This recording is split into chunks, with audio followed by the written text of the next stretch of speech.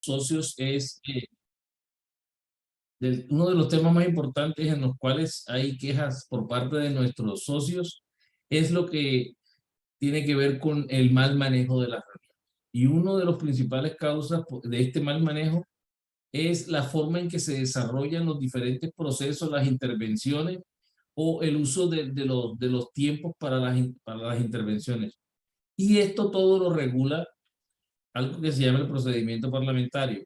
A nivel de la asociación, recomienda o dispone que cuando no se haya definido nada particular por los estatutos o reglamentos locales, si hay que recurrir para saber cómo hacer el manejo, ya sea de votaciones o el manejo de reuniones como tal, se debe usar como guía el uso de las normas de procedimiento parlamentario de Robert, que al cual el día de hoy vamos a hacerle un resumen de ellos.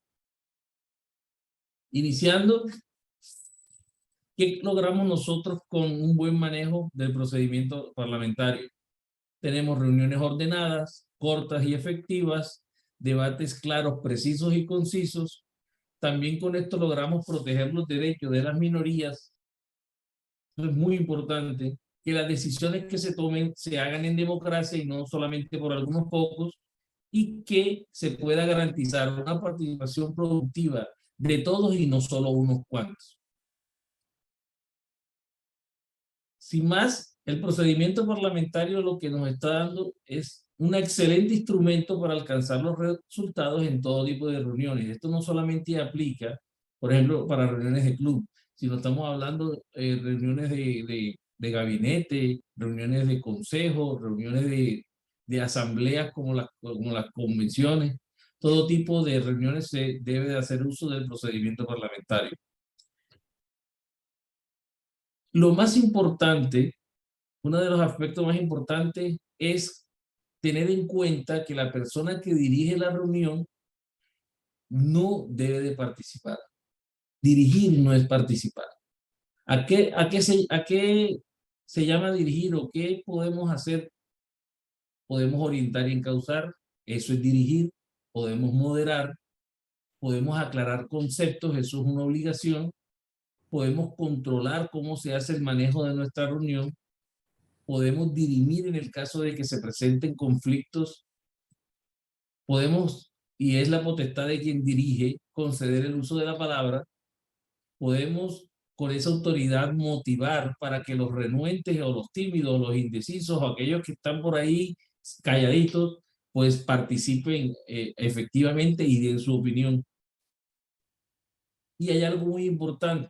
Si alguien dirige la reunión, que en el caso de nuestros clubes de manera predeterminada es el presidente, si él desea participar de una discusión o quiere dar su opinión en algún tema que se esté desarrollando, entonces lo que recomienda el procedimiento es que entregue el mando de la reunión, porque entonces en ese momento es un participante y no el que está dirigiendo.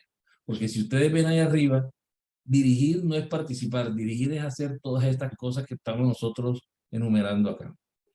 Eso es muy importante. Y estoy hablando de tanto presidente de club e incluso gobernador de distrito.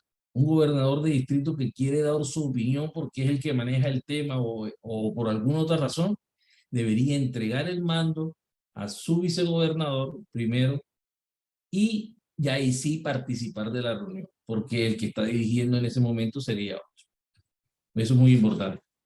Antes de entrar en detalle de los procedimientos, hay que garantizar que se desarrolle de la manera adecuada.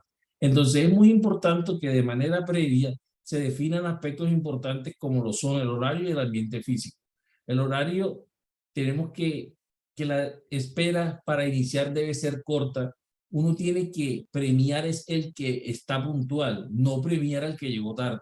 Entonces eso es importante, que no hagan esperar, porque la gente de salida ya las personas empiezan a tener como disgusto porque los hacen esperar. Tiene que en lo posible iniciar a la hora prevista, porque eso genera disciplina y confiabilidad.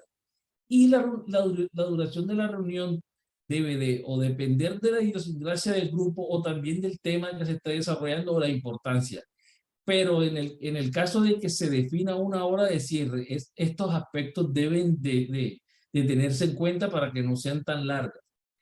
Unas recomendaciones que yo doy es que los temas a tratar en un orden del día sean desde lo más importante y urgente hacia lo que no es tan urgente ni importante. Para que en caso de que no se puedan tratar todos los puntos, como no es urgente, entonces estos temas se puedan debatir en la próxima reunión o se puede abrir otra reunión para continuar con los temas.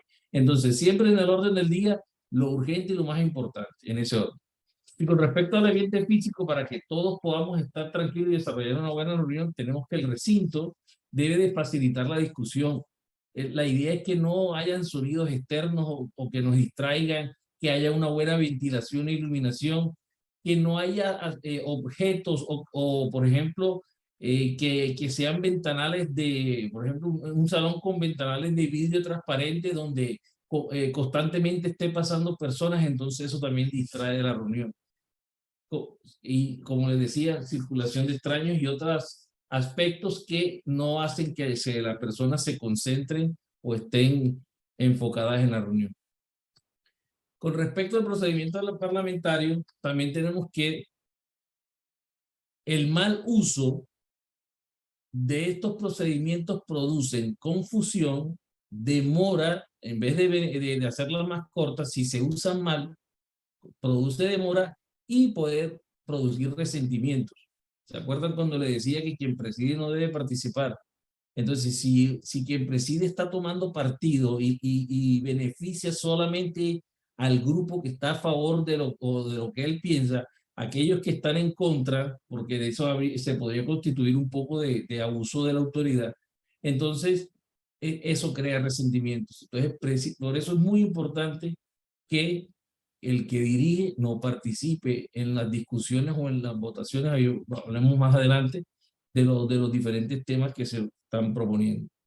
Y con respecto a la preparación previa, es importante que se tengan a la mano en la persona que dirige los estatutos y reglamentos, ya sea del club, del distrito o distrito múltiple, etcétera, que la reunión tenga definido el temario y el tiempo de ella, y que para la asistencia, cuando se habla de confirmación y reconfirmación, esto es un poco de que a pesar de que se programan las reuniones, muchos al final dicen, es que no me confirmaron, imagínense. Esto es más bien es una forma de decirle, si va a la reunión, esperamos contar con tu apoyo, entonces hay que hacer la citación de la reunión y un día anterior o o el mismo día en la mañana, mandar unos mensajes. Ya tenemos con la tecnología tenemos muchas formas, puede ser por WhatsApp, por correo electrónico, por redes sociales, de que se va a llevar a cabo la reunión para que todo el mundo asista. Y tenemos que determinar también qué es lo que queremos lograr con la reunión para posteriormente hacer la evaluación de ella. Hablando de las normas generales, podemos mencionar que quien presenta una moción o una proposición tiene derecho a sustentarla durante un tiempo decretado por quien la preside. Entonces, vamos a lo primero. ¿Qué creemos o qué creen que es una moción o una proposición? Por favor, escriban en el chat, quiero escuchar sus comentarios. ¿Qué consideran ustedes que es una moción o una proposición?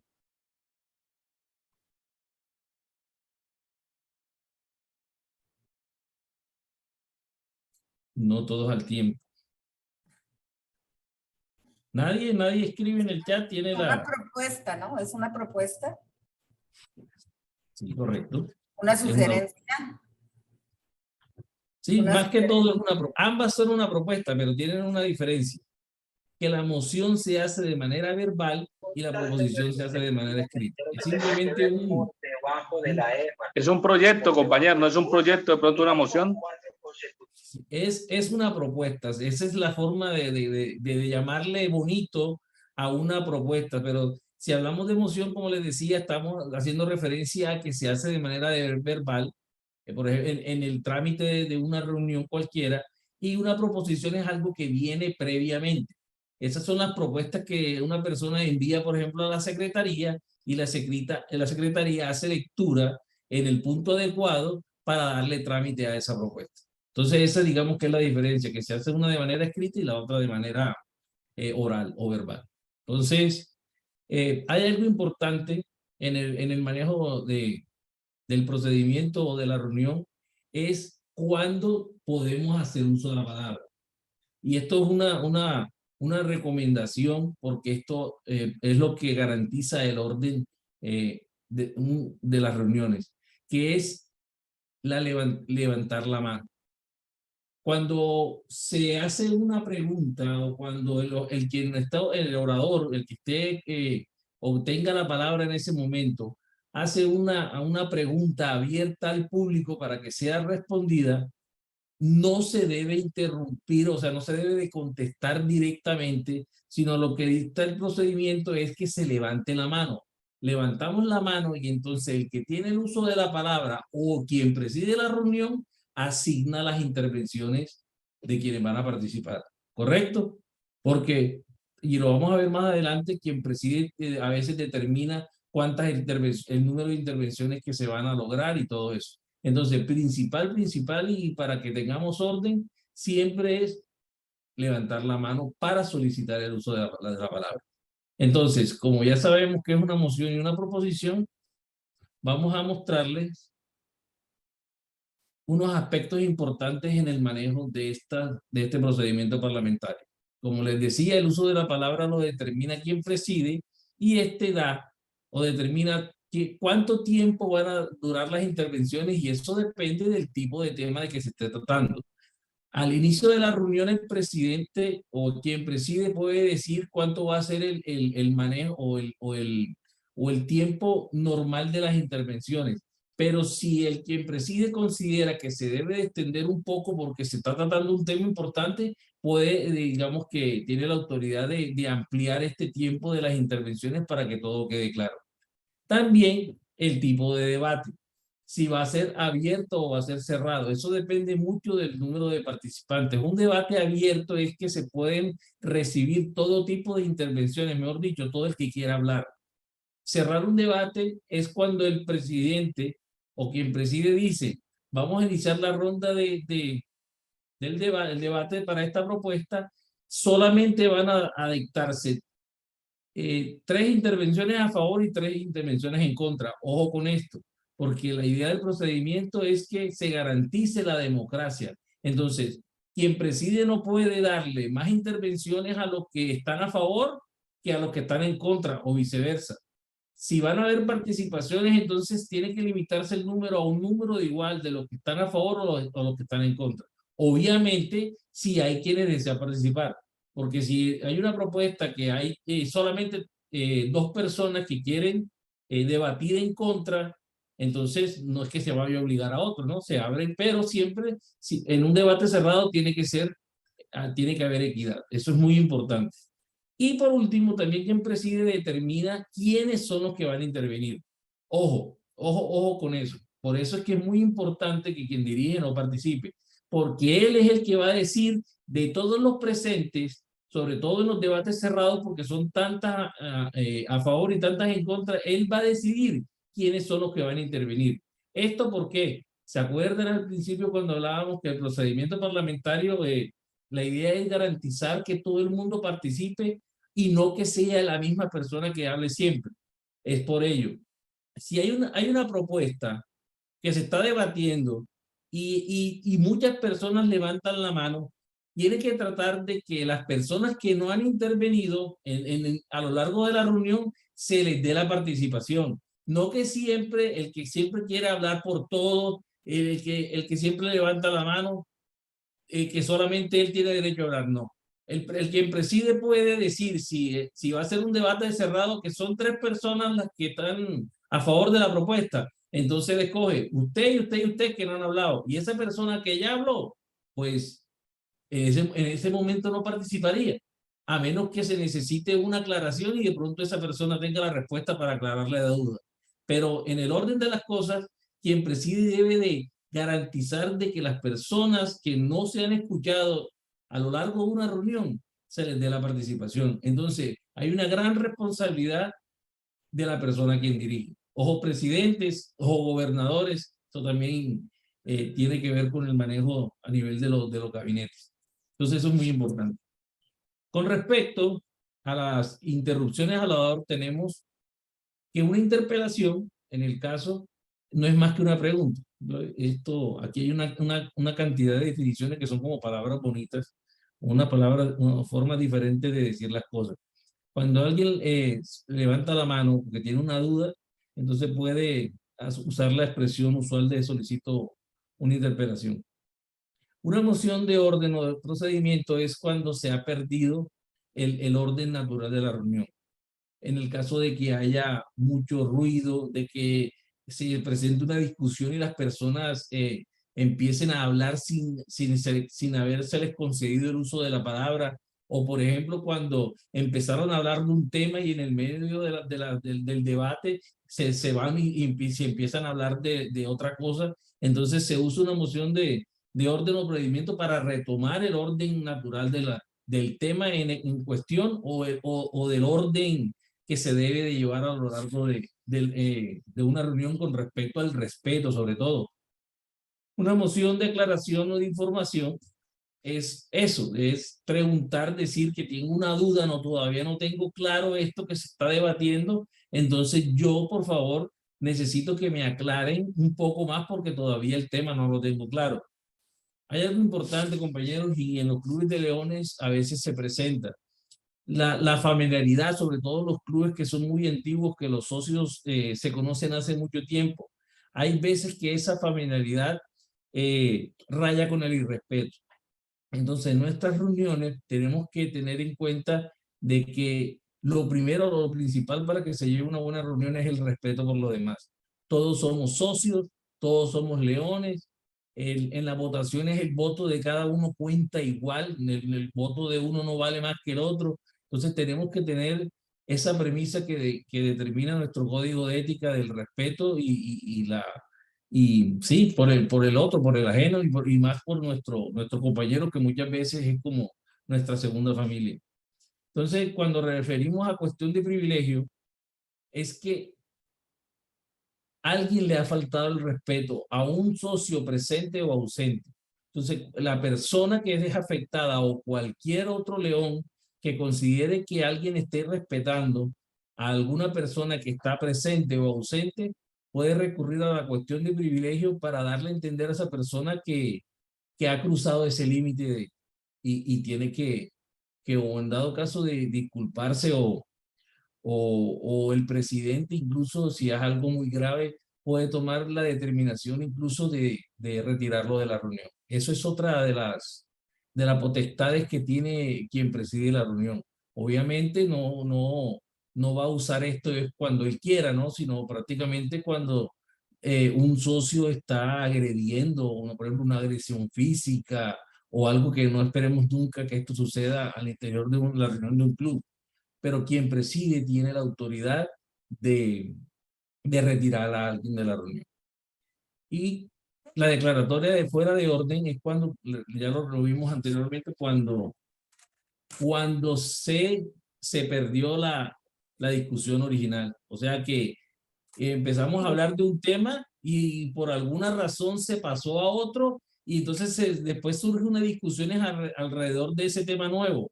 Entonces, de esta manera nosotros declaramos fuera de orden porque eso es algo improcedente o es algo que no debe, que no se debe pues continuar. En cuanto a las mociones y proposiciones, aquí tenemos lo siguiente, como les comentaba anteriormente, una moción se hace de manera verbal y una proposición de manera escrita. Tenemos las mociones principales o iniciadoras, estas son las que inician la discusión, o sea, es el planteamiento inicial. La primera, cuando surge una propuesta en referente al tipo, eso se llama moción principal. Pero sobre esa moción pueden haber también mociones aditivas o sustitutivas. Aditivas son aquellas que complementan esa propuesta original. Pero las sustitutivas son las que cambian la idea principal. Entonces, se pueden presentar, el manual de Robert dice que una moción principal puede tener hasta 3 mociones sustitutivas y aditivas sobre la principal. ¿correcto? Entonces, la sustitutiva cambia el sentido. Por ejemplo, alguien propone aumentar la cuota en el 20%, en el 10%. Entonces, una posible propuesta aditiva puede ser que esa cuota, esa modificación, aplique a partir del siguiente semestre, porque sigue siendo lo principal, que es el aumento. Entonces, no es ahora, sino puede hacerse posteriormente. Entonces, está complementando o está definiendo un poco más la propuesta. Pero una propuesta sustitutiva, por ejemplo, es que se diga que no se va a aumentar el 10%, sino solo el 5%. O sea, cambia el sentido de la propuesta original y por eso la sustituye. Entonces, aquí hay algo importante, que si cuando se presentan estas mociones aditivas o sustitutivas a la principal, entonces esa, la última que se está haciendo, es la que se va a debatir. Y en pleno debate puede surgir otra moción. Y si es el caso que surge otra de estas, entonces se tiene que abrir un nuevo debate sobre esa última propuesta aditiva o sustitutiva que fue presentada. Tenemos otras mociones que son las incidentales, que son las que interrumpen al orador, que son las que están ahí en el centro, los que son, por ejemplo, las interpelaciones, moción de procedimiento. A esto se le denominan mociones incidentales, que es como para llevar orden o retomar, son para garantizar que la discusión se haga de la manera adecuada. Y por último tenemos algo que se llaman mociones especiales, que por alguna razón se necesita que se tome una decisión de manera inmediata. Un ejemplo, si nosotros estamos en un salón y hemos desarrollado los temas, pero de pronto en el hotel o en el salón es necesario entregar el refrigerio porque ya está preparado y de pronto puede enfriarse porque si es algo que es caliente o viceversa. Entonces, se puede lanzar una moción especial para detener temporalmente la reunión y que se pueda proceder a repartir el refrigerio, por ejemplo.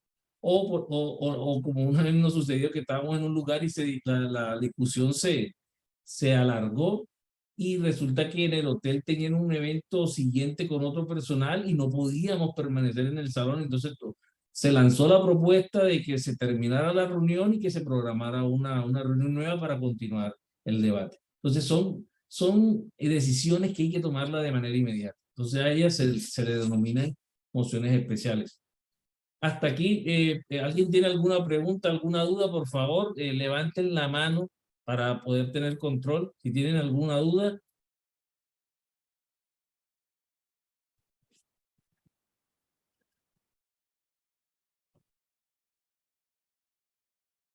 No, no hay ninguna duda. Compañero de Pereira Monarca, María Isabel. Compañera. Buenas noches. Buenas noches, compañera. Bueno, compañero, muchas gracias. Excelente. Mira, es que tengo una pregunta, es con relación a la interrupción que dices de cuestión de privilegio. ¿Ese irrespeto lo está dando el presentador o es uno de los, pues el que lleva la reunión o es uno de los asistentes? Cualquiera, compañera, cualquiera. Cualquiera persona que esté en una reunión que haya hecho un irrespeto a una persona presente o ausente, cualquiera de los demás, aunque quién debería hacer eso o lanzar esa interrupción o esa moción incidental, debería ser quien preside, porque como él es el encargado de llevar el orden de la reunión, si hay alguien que le está faltando el respeto, debería ser el presidente quien dicte esa cuestión de privilegio para detener a esa persona que está faltando el respeto. Pero no está limitado solo al presidente. Cualquier persona asistente que vea que se está traspasando los límites del respeto puede lanzar la cuestión del privilegio para decirle también al presidente, oiga, vea, mira, esa persona ya traspasó los límites del respeto. ¿Ok? Entonces, cualquiera de las personas, y ojo, no solo con personas que estén presentes, si una persona está irrespetando a alguien que no está en la reunión, también se puede lanzar la cuestión de privilegio. Eso es muy importante. Muchas gracias, compañero. ¿Alguna otra pregunta?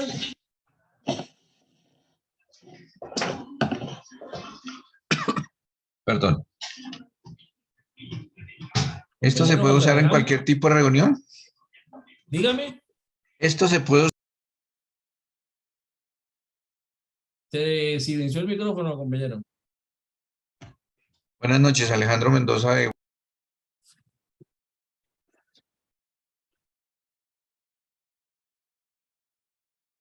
Compañero, active el micrófono nuevamente, por favor. Buenas noches, qué pena. ¿Estos procedimientos se pueden usar en cualquier tipo de reunión? Cualquiera, compañero. En cualquier tipo de reunión, inclusive no leonística.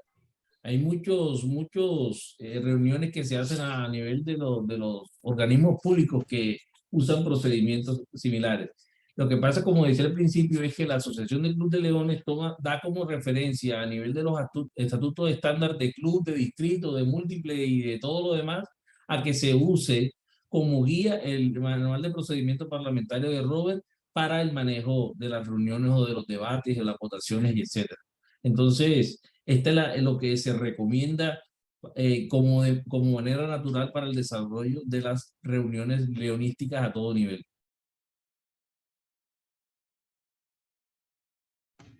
Gracias. Listo, a la orden. ¿Alguna otra pregunta para continuar?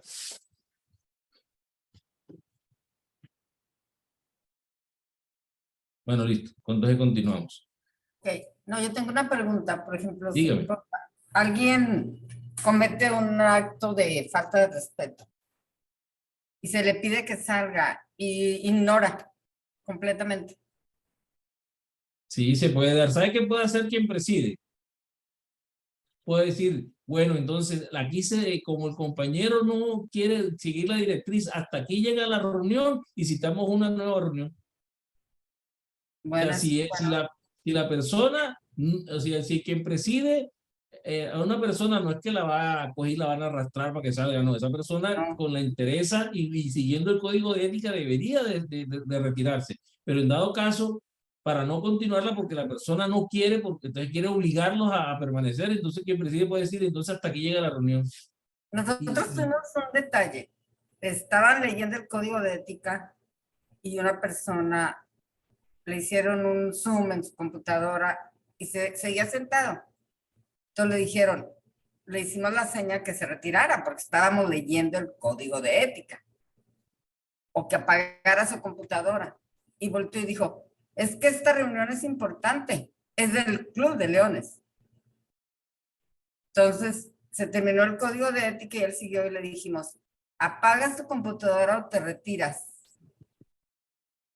Y tardó mucho rato para tomar la decisión de que estábamos en la reunión y de que tenía que apagar la computadora o se tenía que retirar. Y todo el mundo estaba como, ¿qué onda? ¿Qué hacemos ahorita? O sea, esta es una persona que está aquí con la computadora prendida, estamos en la reunión. Y sí, esto es importante que sepamos porque en ese momento no sabíamos qué hacer. Porque él como que pensaba que era más importante, como ahorita que estamos en una reunión de Zoom, nosotros, que esto era más importante que la reunión. Bueno, total que hasta que alguien le dijo, ya uno de los señores le dijo, ¿no has oído? Apagas tu computadora o te retiras. Y ya molesto se fue y se retiró. Se retiró a una distancia donde todavía podíamos oír la computadora, no la apagó, pero ya podíamos oír nuestra junta. Esto es importante que nosotros sepamos porque sí hay gente que se considera, o sea, que se siente como sobre los demás, ¿no? Entonces, bueno, saber qué hacer y, por ejemplo, en caso, espero nunca se repita, pero en caso que se repita, saber qué hacer, ¿verdad? Esto lo marcan los procedimientos parlamentarios. O pasa esto y aquí se acaba. Pues muchas gracias, es todo. No, sí, uno, compañero, como les dije, uno ante todo tiene que respetar. Sobre todo que, por ejemplo, hay veces que nosotros somos un club de personas antiguas, pero tenemos a un león nuevo que recién ingresó. Entonces, esas personas nuevas no pueden observar estos comportamientos como normales, incluso pueden retirarse o decir, no, es que los leones antiguos se tratan muy feos, se respetan, o sea, al interior de las reuniones no no cumplen el código de ética, porque compañeros, nosotros ante todo, el código de ética nos dice cómo debemos regirnos, no solamente al interior del leonismo, sino también por fuera de él. O sea, un león tiene que seguir el código de ética tanto en el leonismo como en su parte profesional y personal. Entonces, eso es importante saberlo. O sea, el león es una persona de buena reputación. Siempre hemos escuchado eso. Y en todas partes, cuando se hace la orientación de socios, se hace referencia a eso. Entonces, es muy importante, compañeros. Ante todo es el respeto. Para que algo se lleve bien, tiene que ser ordenado y respetuoso. Esos son los pilares de llevar una buena o una reunión en armonía. Bueno, compañeros, continuamos aquí. También como normas generales tenemos que cuando dentro del Julio, proceso de... Dígame. ¿puedo hacer una pregunta? Bueno, rapidito, compañera. Ok. Nada más preguntar así respecto a lo mismo de las interrupciones. Cuando estoy dando una junta, yo haz de cuenta que son los primeros puntos, pues yo empiezo con el himno y todo el protocolo que yo sigo, el himno, el código de ética y todo, ¿verdad? Y lo ya con mi plan de trabajo. Pero tengo una compañera que desde que yo empecé, me interrumpe, me interrumpe, me interrumpe, me interrumpe y no se calla. Entonces, yo toco la campana y luego a veces me dice, me ha gritado, me dice, ya no toques la campana, ya me hartaste con tu campana. Le digo, pues entonces, por favor, no me interrumpas. O por favor, déjame terminar. Y yo les comento que yo tengo que dar primero todo mi plan de trabajo y todo, y al final serían preguntas y respuestas. Todas están totalmente de acuerdo. Nada más, esta compañera, yo no sé qué le pase o no sé qué tenga, que se la pasa interrumpiéndome, es muy negativa y ya no sé qué hacer con ella, la verdad. Y yo lo Mire, que hago, compañera, entonces, me quedo callada, ya no toco la campana, me siento, las escucho y pues la última junta ya dejé que pues ahora sí como que hicieran lo que quisieran, ¿verdad? Entonces, porque también me comentaron que uno como presidente pues tiene que escucharlas y tiene que tener el punto de vista de cada una. Sí, yo estoy totalmente de acuerdo, pero no permiten que uno termine de hacer las cosas como deben de ser, yo pienso, ¿verdad? No sé. A lo mejor la que está mire, mal vea. soy yo. No, compañera, realmente no, pero como le digo, lo que uno tiene que tener como guía o como regla es el respeto. Y ahí también, si una persona está interviniendo, y sobre todo más si es el presidente o quien preside la reunión, a él se le debe mucho más respeto, porque él es la persona que está dirigiendo. No puede dirigir bien si hay una persona que está interrumpiendo, que no pide el uso de la palabra. Porque vuelvo y le repito, uno no puede despacharse enseguida a hablar o a refutar o a contestar. Tiene que primero solicitar levantando la mano para quien preside o el orador que esté en ese momento le haga el uso de la palabra. Por ejemplo, ahorita como estábamos, yo le dije, algunos tienen una pregunta en ese momento, yo les estoy diciendo a ustedes que pueden expresarse, ¿ok? Y por ejemplo, en este caso del Zoom, hay la forma de levantar la mano también para llevar un orden. No es que todo el mundo va a abrir el micrófono y va a hablar y va a preguntar. Esa no es la forma, ni en este tipo de reuniones, ni tampoco en las reuniones presenciales. Nosotros no podemos despacharnos a hablar sin que se nos haya otorgado el uso de la palabra. Y en eso usted tiene la razón. Otra cosa es personas que son autoritarias, que solamente él dice y no deja hablar a ninguno. Eso es una cosa diferente. Entonces, quien preside, si está dirigiendo mal, entonces los compañeros tienen, a través de las mociones, de decirle, vea, usted no está llevando bien la reunión, usted no está dejando participar.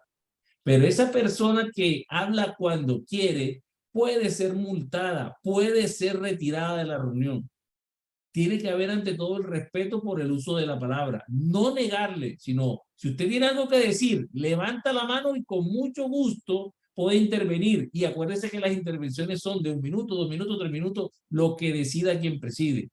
Eso es decisión de quien preside, no de los participantes. El quien preside dice quién puede participar y cuánto puede participar. Entonces, eso hay que respetar, porque a todas estas, para esto los nombramos. Ustedes votaron por esa persona para que fuera su presidente. Entonces, usted, así como le da el voto, entonces tiene que dejarlo cumplir su función y tiene que respetarlo. ¿Ok? Entonces, lo que hay es que pedir el respeto. Y hay cosas que uno puede hacer. El uso de la campana es uno, e inclusive puede manifestar el disgusto mirando para otro lado y no a la persona. Puede levantarse y decirle no continúo porque me siguen interrumpiendo constantemente.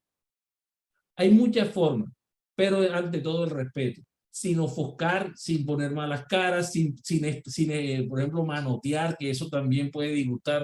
O sea, siendo respetuoso y con expresiones usuales fuera de lugar, moción de orden, compañera, está interrumpiendo, por favor. Entonces, con el respeto nosotros podemos lograr encauzar y que las cosas se lleven de la mejor manera. Entonces, continuando acá un poco con el tema de las mociones, le quiero dar esta norma general.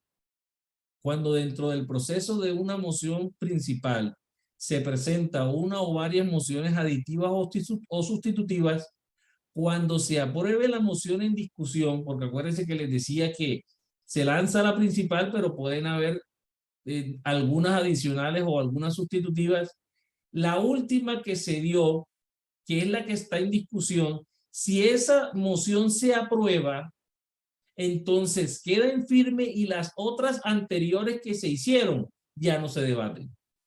¿Me hago entender?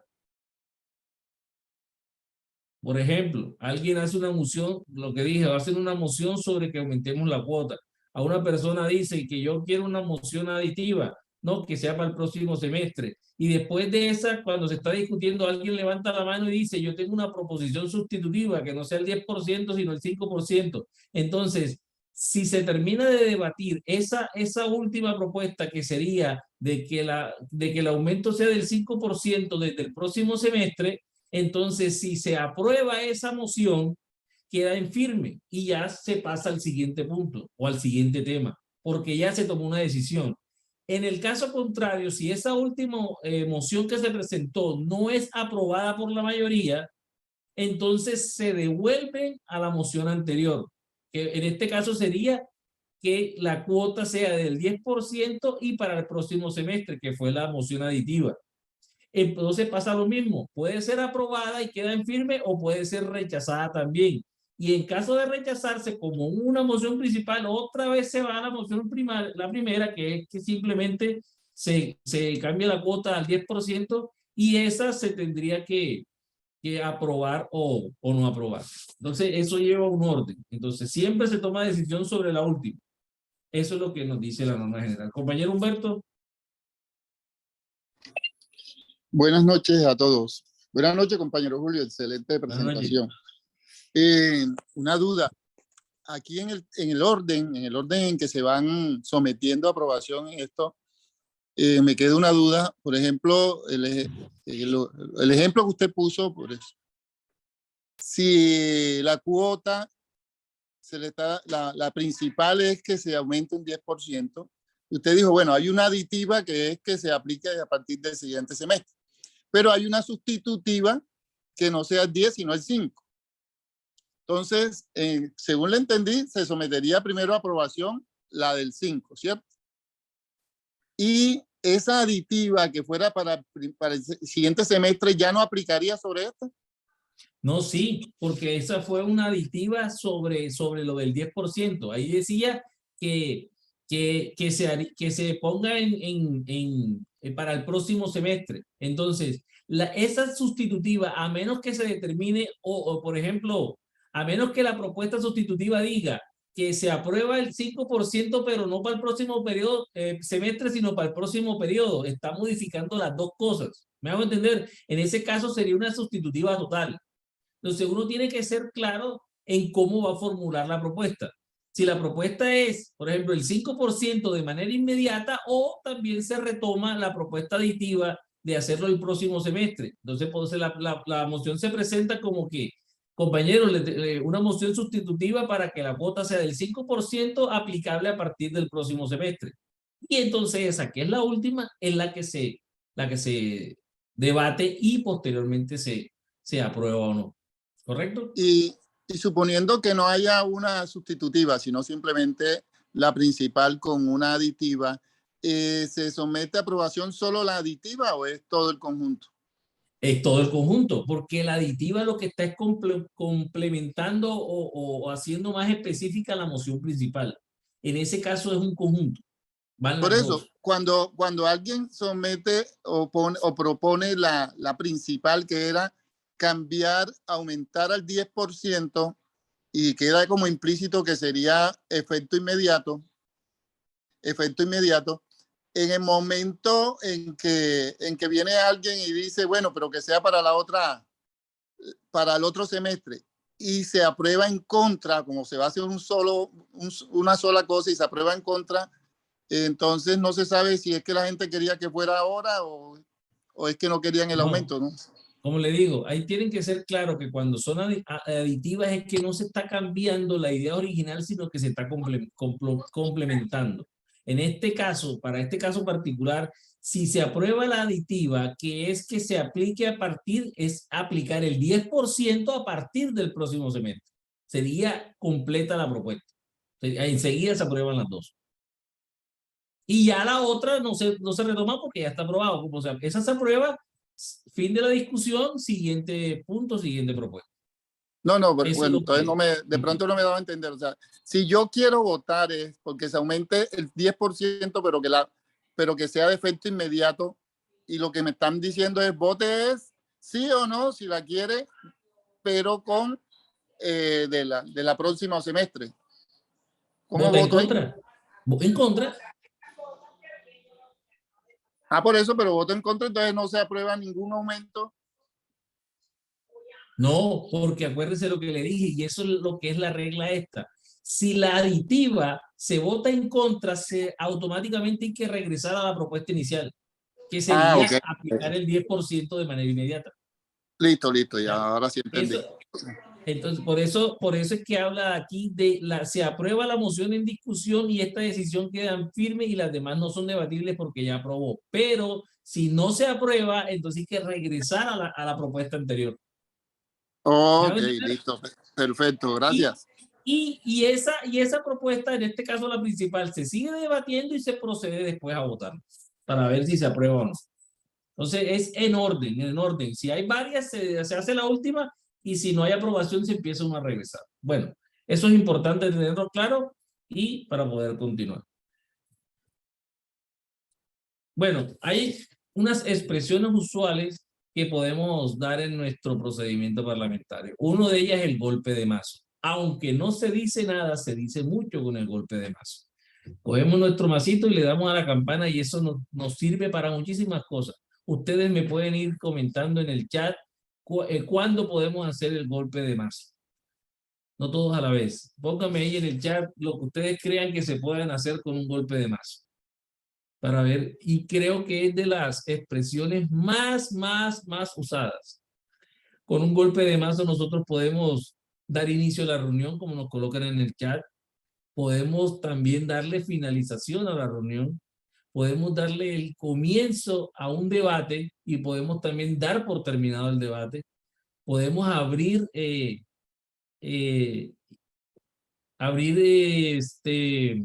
por ejemplo, cuando tenemos un minuto de silencio, cuando cambiamos un punto del orden del día, también cuando hay mucho ruido, en vez de decir moción de orden, también solamente el uso de la campana, o mejor dicho, ahí no sería uno, ahí sería varios, habría que darle como varios así, varios campanazos para decirle, oiga compañeros, mire, la reunión se salió de las manos por todo el mundo. Cuando se hace eso de tin, tin, tin, tin, por ejemplo, se le está diciendo, es hora de hacer silencio, de estar sentaditos, organizados, para retomar el orden de la reunión.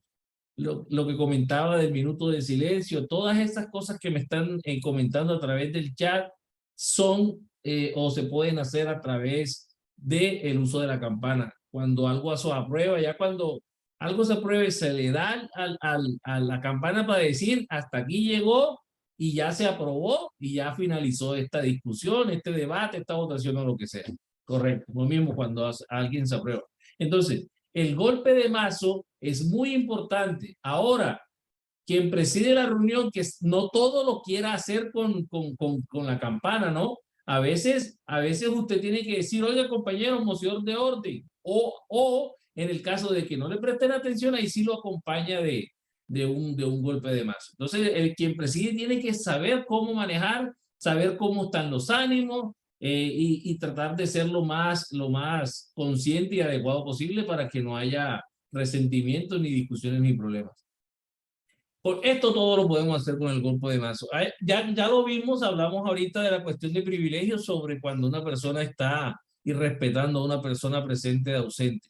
Otra expresión usual es cuando alguien tiene una pregunta, se levanta, pide la palabra, cuando se la otorgan dice solicito una interpelación. Y ya después usted hace su pregunta. Pero al principio uno tiene que manifestar lo que quiere. Porque usted cuando levanta la mano, la persona le da el uso de la palabra y entonces usted le tiene que decir qué quiere hacer. Entonces usted puede dar una moción, puede solicitar una interpelación, puede pedir una moción de orden, puede hacer varias cosas. Entonces lo primero que tiene que hacer alguien es decir qué va a hacer. Entonces para eso son estas expresiones usuales. Entonces si usted tiene una pregunta, lo que primero que le dice es solicito una interpelación. Y ojo, que si la persona dice, no, las preguntas son para el final porque todavía no he terminado y la idea es responderlas al final para no cortar el desarrollo del tema, esa persona que es el orador o quien preside, tiene la autoridad de decirle, no, las preguntas para después, ¿correcto? Entonces usted primero dice lo que va a hacer y si procede o no, quien dirige es el que va a decirle, no, las interpelaciones para el final. Entonces usted ya baja la mano, se sienta, espera que termine y cuando se termine el tema, otra vez levanta la mano para solicitar la interpelación y que se le responda la pregunta. Se pone en consideración, es una expresión usual de quien preside la reunión y eso es simplemente poner en consideración algún tema o algo que se está presentando. Entonces esa es una forma de decirlo. Entonces ya la gente cuando escucha se pone en consideración es que ya vamos a empezar a hablar de un tema en específico. Moción de orden, ya lo sabemos, es cuando hay desorden, hay desorden o están interrumpiendo, entonces esa es la manera adecuada donde quien preside o también otra persona que esté en la reunión o participando mencione de que hay que ponerle orden a la reunión. Fuera de orden es cuando se sale uno del tema. Entonces es diferente. Fuera de orden cuando se sale del tema principal y se está hablando de otra cosa. Entonces tenemos que retornarnos al tema principal. También tenemos moción en el sentido de que esa es la forma bonita de decir que tengo algo que proponer. Levanto la mano y digo moción en el sentido de, y ahí yo lanzo la propuesta, sea principal, aditiva o sustitutiva. Y lo que llamamos suficiente ilustración. Suficiente ilustración es una manera de decir, oiga, yo creo que ya el tema está claro y creo que deberíamos de terminar el debate y proceder a la votación. Se puede hacer esto a través de la expresión de suficiente ilustración. Y por el contrario, cuando el tema todavía, por ejemplo, si el presidente ya va a abrir la votación, pero una persona considera que no se ha aclarado o todavía falta información para tomar una decisión, cualquier persona levanta la mano y cuando le den el uso de la palabra dice, solicito una moción de aclaración porque todavía el tema no lo tengo del todo claro, para que se pueda reabrir un área de debate para que todo quede claro. O sea, la idea es que cuando nosotros tomemos una decisión, tengamos la idea clara para tomar decisiones conscientes. Otra regla general respecto a las suficiente ilustración, compañeros, que cuando se aprueba la suficiente ilustración, no pueden haber más intervenciones sobre ese tema. Eso es muy importante. Solo se pueden votar moción tras moción en orden inverso hasta que alguna sea aprobada, lo que hablábamos ahorita. ¿Ok? Entonces eso es muy importante. Después que se decreta la suficiente ilustración o se es aprobada, ya hasta ahí llega la discusión. Y se procede simplemente es a aprobar hasta que, bueno, se hace la votación de la moción, como les dije, siempre la última, y hasta que alguna sea aprobada. Vamos a pasar ya al tema de lo más. Compañero Joseán, ¿hasta qué hora tenemos? Vamos a entrar al tema de votaciones para hacerlo rapidito. Usted me dirá. ¿Tenemos chance todavía, compañero? Tenemos tiempo. Bueno, listo. Mira, compañeros, votaciones. Ya hablamos de los procedimientos. Ahora vamos a hablar de votaciones. Primero, tener unos conceptos claros. ¿Qué es quórum? Quórum es el número mínimo de miembros, ojo, miembros activos necesarios para deliberar. Esto normalmente se determina por estatutos locales. Si el subclub no tiene un estatuto local que determine ese número mínimo de miembros activos, entonces se recurre al modelo estándar de club, donde dice que más de la mitad de los socios activos del club constituyen el quórum. Y este es el mínimo de personas que se requiere para que la reunión tenga capacidad de tomar decisiones. Si el club no tiene este número mínimo de socios activos, entonces no se pueden tomar decisiones en el club. Cualquier decisión que se tome no habiendo quórum es inválida. ¿Correcto? Entonces eso para que lo tengan en cuenta. No es que van a reunir y se reúnen unos cuantos y toman la decisión y esa es la decisión, no. Si no estaba el número suficiente del quórum, no se puede tomar decisiones en un club. Entonces ya lo otro es el poder votante. El poder votante refiere al número de miembros activos presentes con derecho a voto. Y aquí hay que hacer una aclaración importante. Ojo, ojo, y quiero que vean bien aquí el término de miembros activos. La asociación, nuestra asociación nos dice que podemos tener 7 tipos de socios. Entre ellos el foráneo, el socio asociado, el vitalicio, el asociado, el honorario, etcétera. Entonces, el socio foráneo no es un socio activo, es un socio que por alguna razón no puede asistir a las actividades, a las reuniones. Entonces, esa persona no está en el número que se necesita para el quórum. Lo mismo los socios honorarios, en algunas veces también los socios vitalicios, de pronto son personas que ya no están asistiendo a las reuniones y no se tienen en cuenta sino solo cuando están presentes. Si un socio foráneo está presente en una reunión, entonces sí hace parte del quórum. Pero si un socio foráneo no está en la reunión, como está en esa catalogación de socio foráneo, entonces no se tiene en cuenta para calcular el quórum. Eso es muy importante. Entonces, compañeros, cuando ustedes tengan inconvenientes con un socio que se fue de viaje o que tiene una enfermedad grave que necesita estar ausente, se puede ubicar en esta modalidad para decir que temporalmente él está foráneo porque no tiene la capacidad de asistir a las reuniones. Ahora, con estas nuevas tecnologías que podemos hacerlas por internet y eso, de pronto es una buena manera de poder ellos asistir a las reuniones, pero si se hace una reunión física y no pueden asistir para que no les afecte la toma de decisiones del club, entonces pueden de manera temporal asignarlo como socios foráneos para que no les afecte en la determinación de su quórum y puedan tomar decisiones sin problema. Entonces, poder votante, número de miembros activos presentes con derecho a voto. Y es muy importante. ¿Quiénes son los miembros activos que tienen derecho a voto? Los que están al día con sus obligaciones. Modelo estándar de club. Un socio que no está al día en sus obligaciones con el club no tiene derecho a voto. Eso está en el estatuto, en el modelo estándar de club. Y muchos leones o muchos clubes no tienen esto en cuenta. Entonces, ojo que eso es algo que para manejarse mejor el club, para que no haya tantas deudas de los socios, se pueden empezar a aplicar este tipo de normas que son normas que todo el mundo debe de conocer y que al tomar juramento, cuando nos hicimos socios, juramos cumplir con esas obligaciones. Entonces, no se puede considerar que no lo están teniendo en cuenta, no. Lo que hay que considerar de que a pesar de que somos un vicariado, en estos casos sí hay una obligación, sobre todo en el tema de las cuotas, porque hay que hacer los pagos distritales, los pagos a la asociación, entonces eso puede llegar a perjudicar. Entonces, muy importante eso para que lo tengan en cuenta. La abstención es la posición que adopta uno o más miembros de esa reunión y que se marginan voluntariamente de la votación. A pesar que están presentes, y ojo lo que está diciendo ahí, que la abstención reduce el poder votante, pero la abstención no reduce el quórum.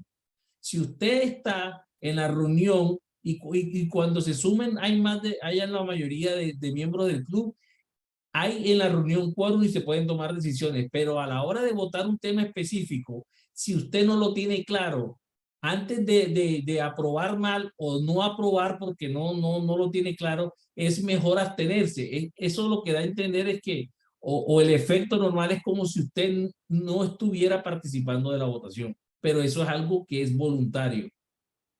A nivel del manual de Robert, sugiere que la persona que dirige la reunión debería de abstenerse de la votación.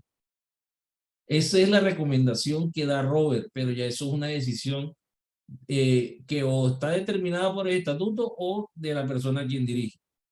En mi caso, cuando yo fui gobernador, cuando se iba a tomar una decisión del consejo, siempre solicitaba abstenciones aparte de la propia. Siempre le dejaba que la decisión la tomaran los miembros del gabinete y yo me apartaba de la votación. En caso, que lo dice también el manual, en caso que haya un empate entre los que están a favor y en contra, como tú que estás dirigiendo, tienes la capacidad de darle el desempate. Pero en el caso de que se dé, si tú te abstienes y se toma la decisión porque hubo la mayoría, ya sea a favor o en contra, no pasó nada. Pero si usted se abstiene como presidente, como gobernador, como presidente del consejo, se abstiene para que los otros tomen la decisión, entonces usted en caso de empate puede decidir no. Como esto es importante y si hay que tomar una decisión, entonces yo me voy por este lado. Ya, sin dar más explicaciones. Usted no tiene que dar explicaciones ni nada. Simplemente mi voto es a favor o mi voto es en contra. Y se da por terminada la votación. Entonces, para que lo tengan en cuenta. Y con respecto al procedimiento, lo primero que hacemos cuando se trata un tema y ya se cierra el debate, entonces es verificar el quórum.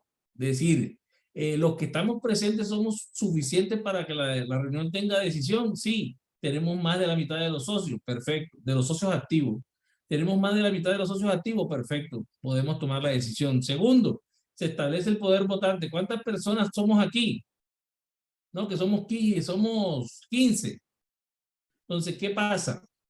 15 personas sería el poder votante de esa decisión. Se supone que debe haber 15 votos.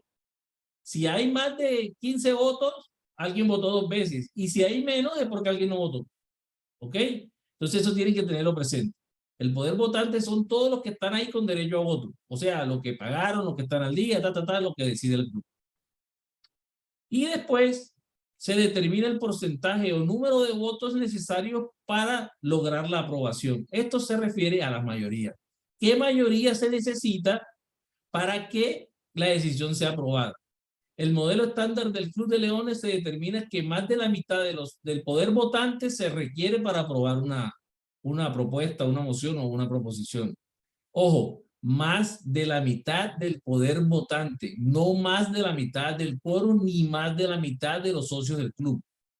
Es más de la mitad del poder votante, de los que tienen derecho a voto. Con que haya la mayoría de ellos, entonces se aprueba la propuesta. Y por último, se tiene que indicar si la votación que se va a dar va a ser secreta o pública. Ojo aquí, porque hay temas que de pronto pueden, porque es un tema delicado, un tema que involucra a miembros del club, por ejemplo, las elecciones. Entonces, en esos casos es mejor que las votaciones sean secretas. O sea, la persona quien dirige tiene que saber, hombre, de pronto aquí, como la gente va a votar a favor y en contra de esto, y eso como es público, puede de pronto decir, vea, esta persona no me apoyó mi propuesta, y sabe que eso me va a perjudicar, etcétera, etcétera. Entonces, quien dirige la reunión puede determinar que en dado caso esas propuestas o esa votación se haga de manera secreta para que no haya resentimientos posteriores. Y esto es lo que la asociación sugiere a la hora de elegir nuestros dirigentes para el próximo periodo leonístico. La mayoría, compañeros, de estas reglas están definidas o pueden estar definidas en los estatutos y los reglamentos de su Club de Leones. Por eso es importante que previo a la reunión se cuente con esto, porque si tienen alguna duda sirve para que consulten y ahí sepan cuál es la regla que tiene el club para constituir quórum, para aprobar ciertas decisiones, qué mayoría se requiere. Entonces, siempre pendientes de lo que diga el estatuto y el reglamento. Aquí vamos a observar rápidamente unos tipos de mayorías.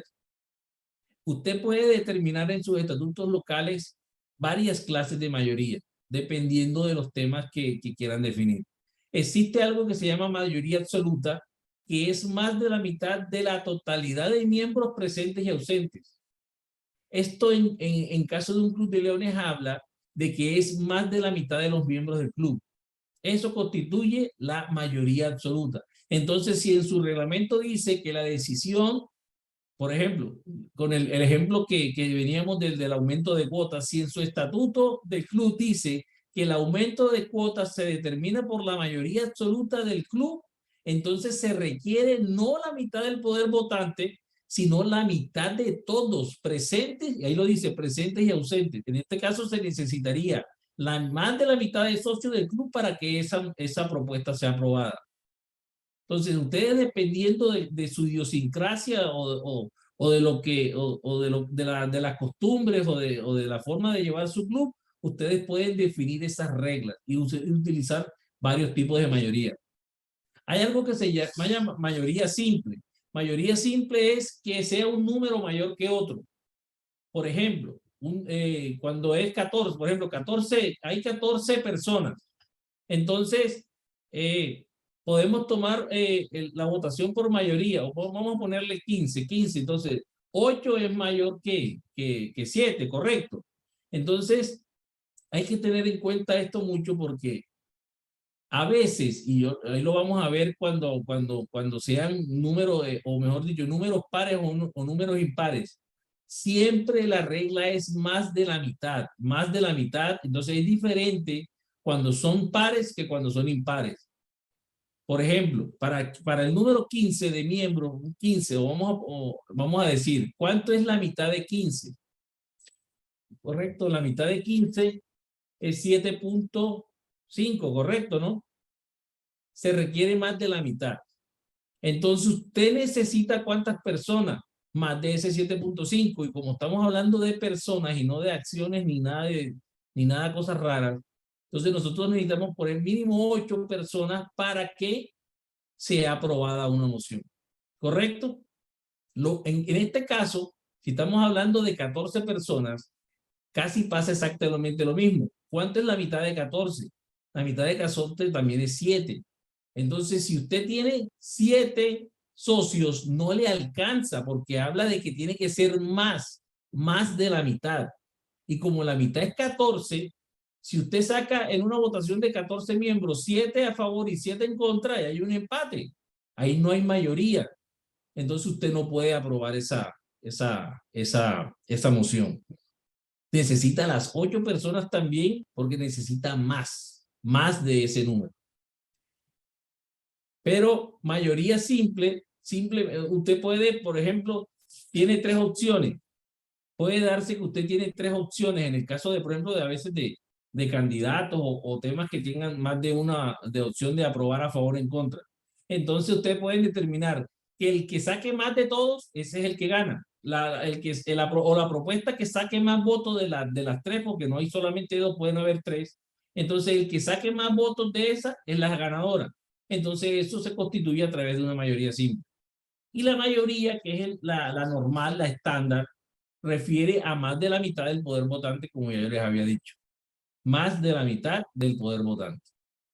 Y la mayoría calificada, ustedes pueden definir, ya sea por porcentaje o por una fracción, porque es una decisión que requiere de pronto un poquitico más de lo normal.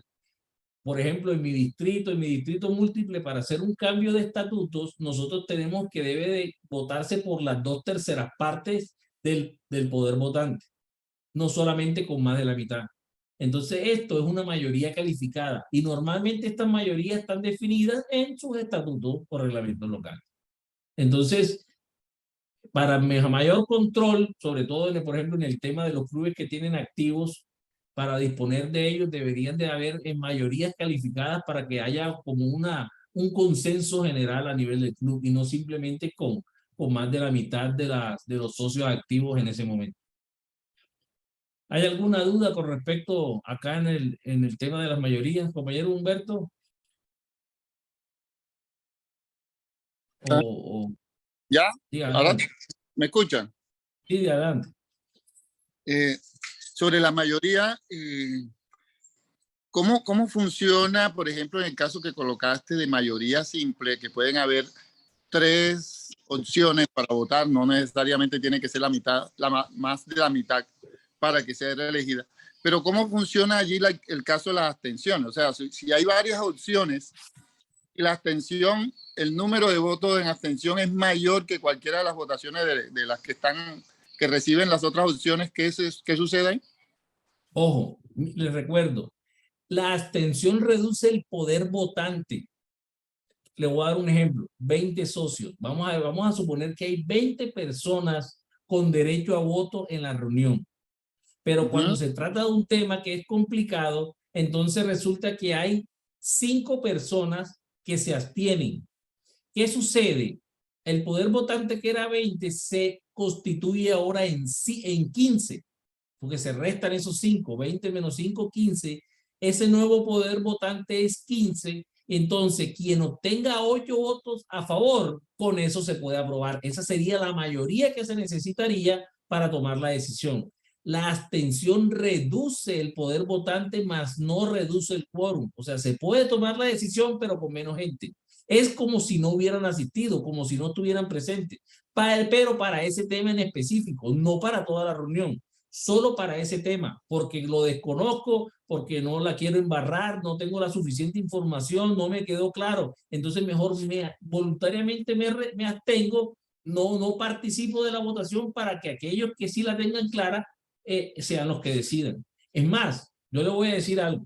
Sin importar el número. Sin importar el número, compañero, que es lo importante.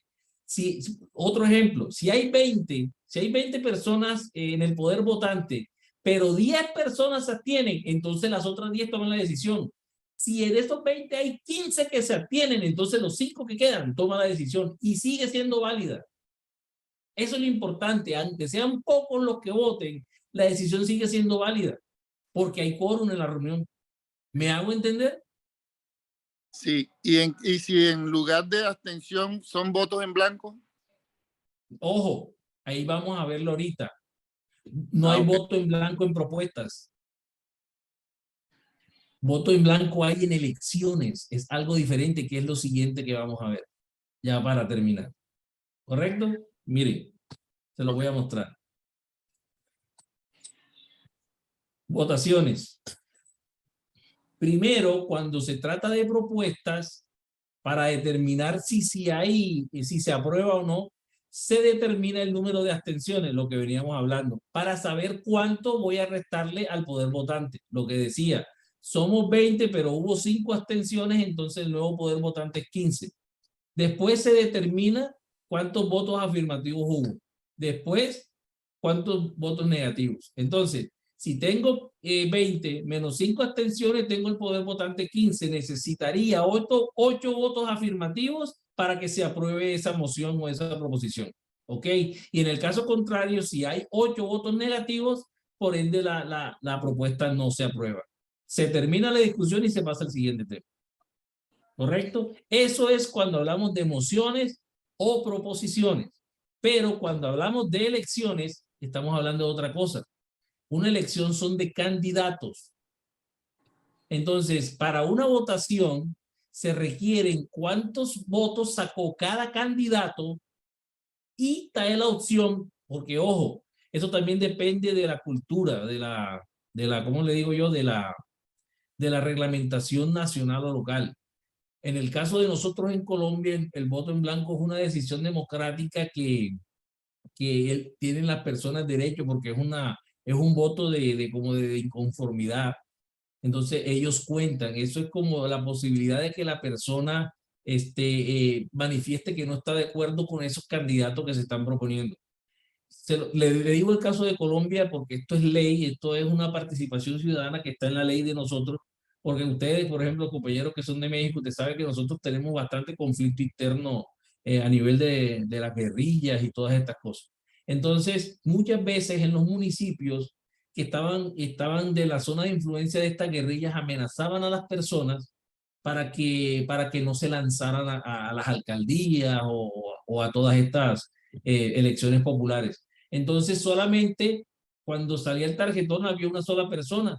Y entonces antes, estoy hablando de hace muchos años. Entonces esa sola persona, al ser prácticamente la única porque estaban amenazando a los demás, que ganaban las elecciones. Entonces se creó la opción y ahora en todas las elecciones, aparte de los candidatos que se inscribieron, está la opción de voto en blanco para que las personas cuando vayan a las urnas puedan colocar o usar este instrumento de participación ciudadana. Le voy a dar un ejemplo. En Estados Unidos no hay voto en blanco, por darles un ejemplo. Se vota por el uno o por el otro y fuera. No sé en México, el compañero José o algún otro, no conozco la ley en México respecto a este manejo, si hay o manejan el tema de voto en blanco. Sí, existe la casilla en blanco, o sea, tú, en la plantilla donde se hace pues las votaciones, se ponen los candidatos que ya está propuesto y y tú puedes poner ahí, por quién quieres dar tu voto. Sí, Correcto. lo puedes poner. Entonces, bueno, compañeros, en ese caso puede pasar esto. Voy a hacer un ejemplo. Usted tiene dos candidatos, ¿sí o no? Para una elección. Candidato 1, candidato 2 y tenemos el voto en blanco. ¿Cuántos candidatos hay en total? Hay 3. Hay 3 opciones. Y aquí es importante porque también en el modelo estándar de club dice que una persona tiene que ser elegida es con la mayoría del poder votante. Ojo, no el que más saque. Esto es muy importante, compañeros. Tiene que darse es la mayoría del poder votante. Le voy a seguir dando el ejemplo de 20 personas que están votando. Mire, si usted tiene 20 personas con derecho a voto, o sea, su poder votante, y hay esas 3 opciones, el candidato 1, el candidato 2 y el voto en blanco, puede suceder lo siguiente, que haya 5 personas que marquen la casilla de voto en blanco, que haya 8 personas que estén a favor de un candidato y que haya 7 personas a favor del otro candidato. Entonces tenemos 8 de un candidato, 7 del otro y 5 en voto en blanco. Les pregunto yo, contésteme en el chat, ¿hay un ganador en esa votación? Les repito, son 20 socios con derecho a voto.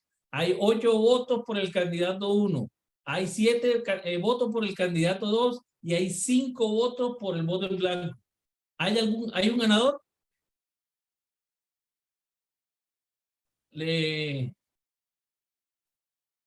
Compañera Gladys.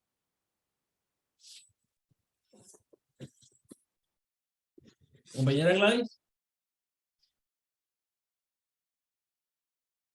Tiene el micrófono inactivo, si está hablando. Sí, no iba a levantar la mano, iba a escribir, pero para mí bueno. no hay ganador, ahí no hay ganador. Ahí dice, el compañero Humberto dice que sí, la compañera Perla Tejada dice el que tiene 8 votos, fueron los únicos que contestó. Aquí el compañero Alessandro dijo que no, el compañero Rubén dice que no hay ganador, aquí un compañero José Iván dice depende del porcentaje para hacer válida la votación. Eso está definido, compañero. Ahí dice el compañero Francisco, sí, gana el que tiene 8 votos. Bueno, compañero, le cuento. Volvemos a la definición. Voy a devolverlo. ¿Cómo, compañero Orlando? Se necesitan 11 votos. La mitad más 1 del poder de votación. Es correcto. Compañero Orlando dio la respuesta. Si tenemos 20 socios que están votando, para tomar la decisión se requiere más de la mitad del poder votante. Y el poder votante es 11. O sea, el poder votante es 20 y la mitad de ese poder votante es 11. O sea, se requieren 11 personas para que haya mayoría. ¿Ok? Entonces, uno tiene 8 y el otro tiene 7. Entonces, ninguno ganó. ¿Sí me va a entender? ¿Quedó claro esto? Ojo que eso pasa mucho. El voto en blanco cuenta. El voto en blanco es algo diferente a la abstención. La abstención sí reduce el poder votante, pero el voto en blanco no reduce el poder votante, compañeros. Lo que se hace es que se descarta la opción con menos votos en una segunda ronda de votación. Entonces, en este ejemplo, si hay nada más 8 y 7 por los candidatos, entonces hay que abrir una nueva ronda de votaciones donde descartamos la última opción. O sea, que ya no va a ser válido votar en blanco. ¿Me hago entender? ¿Esto queda claro? ¿Hay alguna duda? Porque esto es lo último que vamos a manejar y de uno de los temas muy, muy importantes. ¿Hay alguna duda? ¿Hay alguien que soy distrito B8, pasado gobernador? Adelante.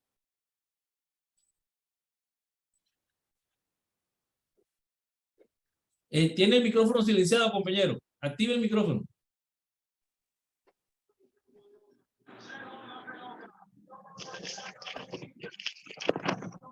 Sergio, tu micrófono.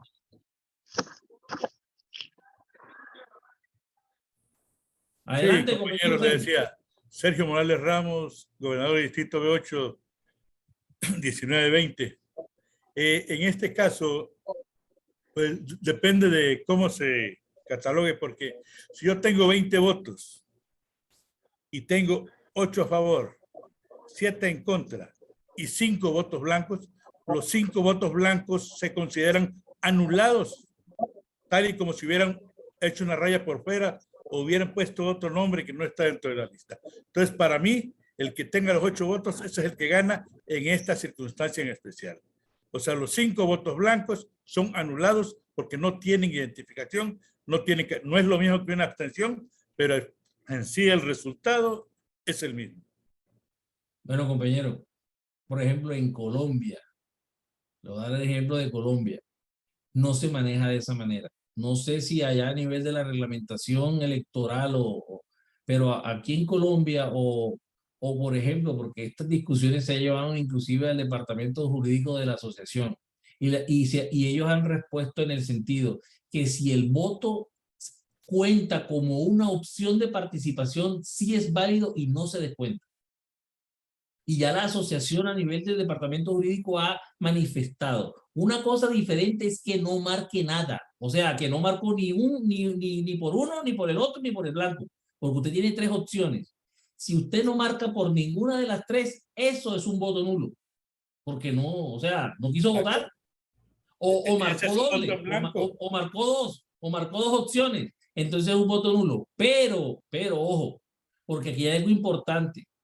Si ahorita se le dijo, de 20 socios se necesitan 11 para que sea elegido, porque esa es la mayoría que se requiere para las decisiones según lo establecido en el manual de clubes de leones. Eso es estatuto de la asociación. Esto es de cumplimiento obligatorio para los clubes a nivel de las elecciones. Y eso está todo en el modelo estándar y en el modelo oficial de la asociación. Entonces, ¿qué es lo que sucede? Que si usted tiene 11 votos por el voto en blanco, ojo, por ejemplo, si usted tiene 11 votos por el voto en blanco y tiene 5 por el uno y 4 por el otro, que suman los 20, como el voto en blanco ganó, porque ganó, entonces lo que se procede es a una nueva ronda de postulaciones para nuevos candidatos para que sean elegidos. El voto en blanco cuenta. El voto en blanco, en el caso de nosotros, y yo creo que allá también, el voto vale. El voto se tiene en cuenta, no es una abstención. Entonces, y como le digo, si ustedes gustan, pueden mencionarlo a nivel del departamento jurídico, explicando de que es una opción, no que es que dejaron el voto sin marcar, que es una cosa diferente. Una cosa es una papeleta en blanco o una papeleta sin marcar, que una papeleta que tenga la opción del voto en blanco. Entonces, como alguien manifestó esa posición, entonces eso vale y se tiene en cuenta. Como les dije, en el caso, porque mire lo que pueda suceder, para que me presten atención. Si yo tengo esta votación de 8, 7 y 5, como ninguno tuvo mayoría, abro una nueva ronda. Y puede suceder, compañeros, que los 5 que habían votado en blanco voten por el candidato 2. Entonces, el candidato 2 en la segunda ronda tiene 7 votos más los 5 que en la primera sacaron en blanco. Entonces, ese candidato queda con 12 votos y el otro con 8. Entonces, en la segunda ronda, a pesar que no fue el que más tuvo en la primera, en la segunda obtuvo la mayoría del club y pudo ser elegido. Esa es la importancia que se tiene en el manejo del procedimiento de las elecciones. Y todo esto que le estoy diciendo está definido a nivel del Estatuto Nacional en el manejo de la toma de decisiones. Muy importante. O si no quieren, la otra es esta, si no quieren usar el voto en blanco, entonces no lo pongan en la papeleta. Si ustedes creen que no debería de contar, entonces no debe ir en la papeleta para que voten por uno o voten por el otro. Y entre ellos definan quién obtuvo la mayoría. Pero si ustedes incluyen la opción de votar en blanco, entonces eso vale y tienen que tenerlo en cuenta para que alguien obtenga la mayoría. Si alguien no tiene la mayoría, en este caso serían 11, entonces en ese caso sí logró la elección y sí logró ser elegido. Eso es importante, que esos conceptos los tengamos claro, que los revisemos, porque en los ejercicios a veces cometemos errores, hay muchos mitos, hay muchas prácticas que nosotros hemos venido arrastrando con el tiempo, pero si nosotros queremos tener esto en orden y sin complicaciones, entonces sí tenemos que tener la claridad de los conceptos, el tema del quórum, el tema del poder votante, de la mayoría que necesito, de que si no hay una mayoría, entonces yo tengo que abrir una nueva ronda, que tengo que deshacer el que menos sacó votos en esa segunda ronda. Todos estos procedimientos están en el modelo de la asociación y ustedes pueden consultarlo en cualquier momento. No sé si tienen alguna otra duda, compañero Humberto. Compañero, yo sigo con la misma duda. Te voy a decir por qué. Porque en este caso tú tendrías que tener 4 opciones en tu papeleta. A favor, en contra, abstención y blanco. Y generalmente en México no utilizamos la palabra blanco en una papeleta de votación. Bueno, por eso le digo, eso tiene que ver mucho con las proyecciones locales. Pero vuelvo y le repito algo. Cuando estamos hablando de una propuesta, que mire que es la parte superior de lo que les estoy mostrando, cuando hay una propuesta solamente está la opción de abstenerse, de votar a favor o de votar en contra. En una propuesta no hay voto en blanco. El voto en blanco es una participación de persona, o sea, es una opción de candidatura, no una forma de aprobar. Eso es otra confusión que a veces tenemos. Alrededor de una propuesta solamente hay 3 opciones, o te abstienes, o votas a favor o votas en contra. No hay otra, no hay más. Solamente esas 3. Pero cuando hablamos de elecciones, ahí no hablamos de aprobar. Hablamos de marcar por el candidato 1 o por el candidato 2 o por el candidato X. Y si está la opción de voto en blanco, se marca el voto en blanco. Es diferente. En la papeleta, cuando se va a elegir, que en el caso de cuando se va a tomar una propuesta. Son dos cosas diferentes. 2 cosas diferentes y le repito, propuestas, ya sean mociones o proposiciones, se hacen abstenciones, afirmativos y negativos, y en el caso de elecciones se hacen por los candidatos, y si incluyen el voto en blanco, entonces esa es una tercera opción. Tercera opción o cuarta o quinta, porque pueden haber 6 candidatos y el voto en blanco, entonces hay 7 opciones. Y así sucesivamente, dependiendo de todos los que se hayan inscrito o cumplan con los requerimientos para que entren en la elección. En eso hay que manejarlo de manera separada. Entonces, para tenerlo en cuenta, para que lo revisen, para que lo consulten, ahí está toda la documentación de la asociación que ustedes pueden pueden hacer uso de ella. Compañero Humberto, ¿tiene algo que decir, que preguntar? Que preguntar, sí. Cuando el voto en blanco es mayor de la mitad, ¿se anulan las elecciones? No. ¿Por qué? Usted, por ejemplo, le voy a dar un ejemplo. No quiere a ninguno de los candidatos. Sí, correcto, y yo lo mencioné ahorita. Usted no cancela la elección, no, usted abre ronda de nuevas postulaciones. Si usted está eligiendo en ese... O sea, entendí que se anula la menor de la opción que obtuvo menor votación, ¿cierto? No, espérese, pausa, para dejar esto claro.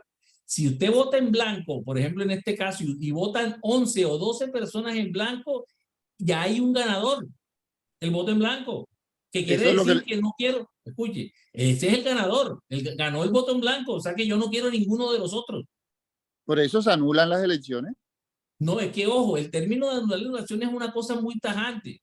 No, lo que se hace es que se abre una nueva ronda de postulaciones para que se haya nuevas propuestas de personas para el cargo. Pero ahí mismo, anular la elección es que se acabó se acabó la elección y nos quedamos sin elección. No, eso hay que definirlo enseguida. Si el club se reunió para elegir su junta directiva y en el vicepresidente gana el voto en blanco, por ejemplo, para el primer vicepresidente, si gana el voto en blanco significa que el club no quiere ninguna de las opciones que se presentaron, de las personas.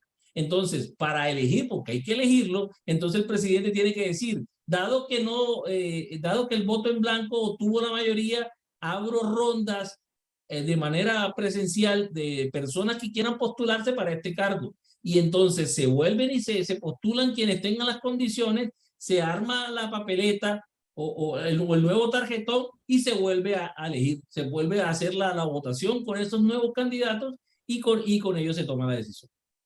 Ese es el procedimiento cuando en estos casos del voto en blanco obtiene una mayoría, que eso muy poco se ve. Realmente eso es muy difícil que se dé, pero puede suceder. Ojo, en este tema de votaciones y elecciones, esto puede suceder, aunque es muy raro que llegue a suceder. Pero entonces ese sería el procedimiento que se debe manejar. Bueno, compañeros, la verdad que muchas gracias por su atención, compañeros y compañeras leones. Para terminar, espacios de intervenciones cortos de temas que son los importantes sirven para despertar el interés y promover la búsqueda de la información y que con esto logremos un continuo aprendizaje y mejoramiento al interior de nuestros clubes. Ha sido un placer acompañarlos en la noche de hoy. Gracias al compañero José por la invitación.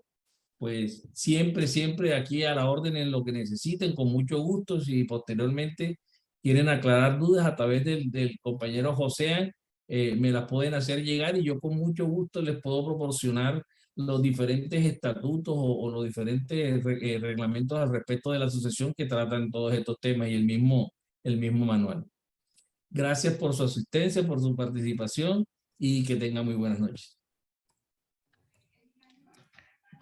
Gracias a todos. Muy buena conferencia. Que descansen.